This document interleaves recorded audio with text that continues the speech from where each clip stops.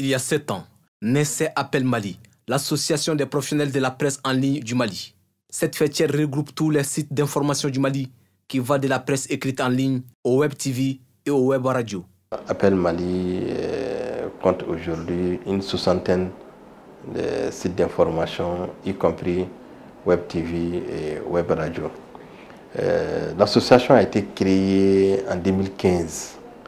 En 2015, nous avons décidé de mettre en place cette association parce qu'il n'y avait pas une fêtière de la presse en ligne. Vous savez très bien que la nouvelle technologie de l'information n'existait pas auparavant au Mali. L'association s'est fixé des missions, celle de former les journalistes, celle de rendre formelles et professionnelles les entreprises de presse en ligne.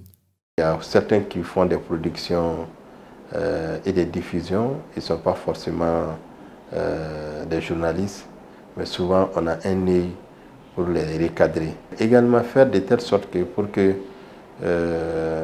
ces sites d'information puissent devenir des vraies entreprises de presse en ligne. Chaque année, il y a de nouvelles applications qui sont là, il y a des nouveaux logiciels.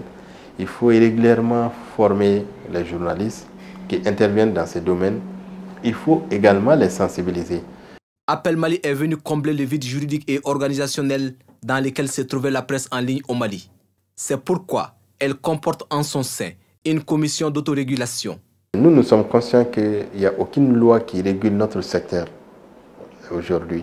Parce que la loi 046, qui est la loi qui réglemente le secteur de la presse au Mali, n'a pas pris en compte la presse en ligne. On comprend parce que pendant que cette loi, on appelle ça la loi 2000, a été adoptée, on ne parlait pas de la presse en ligne.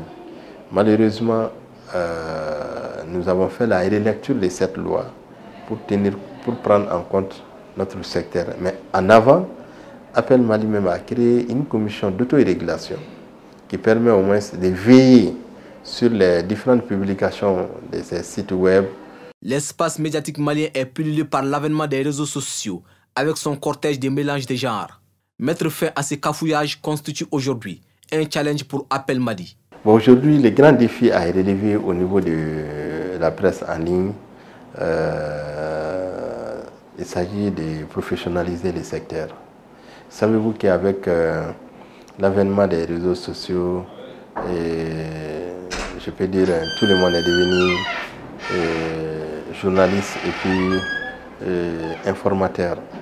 Et nous voulons vraiment relever ces grands défis. Il s'agit de se démarquer des autres acteurs. Actualité oblige, le Mali vient de perdre 2 places au classement mondial de la liberté de la presse. Une situation qui n'est pas surprenante pour Modibo Fofana. Notre déclassement du rang mondial ne nous a pas surpris parce que le Mali a suspendu certains médias très influents et ça peut contribuer également à déclasser le Mali dans les rapports mondiaux des Reporters sans frontières. Et puis au-delà de ça, il faut reconnaître que il n'y a pas une vraie censure au niveau de la presse, mais le contexte fait de telle sorte que les journalistes eux-mêmes font l'autocensure. Pour le président de Appel Mali, cette autocensure et la dégringolade s'expliquent par l'instabilité sociopolitique, économique et sécuritaire qui sévit au Mali. Néanmoins, le président de Appel Mali garde espoir que la presse malienne retrouvera prochainement son indépendance d'antan.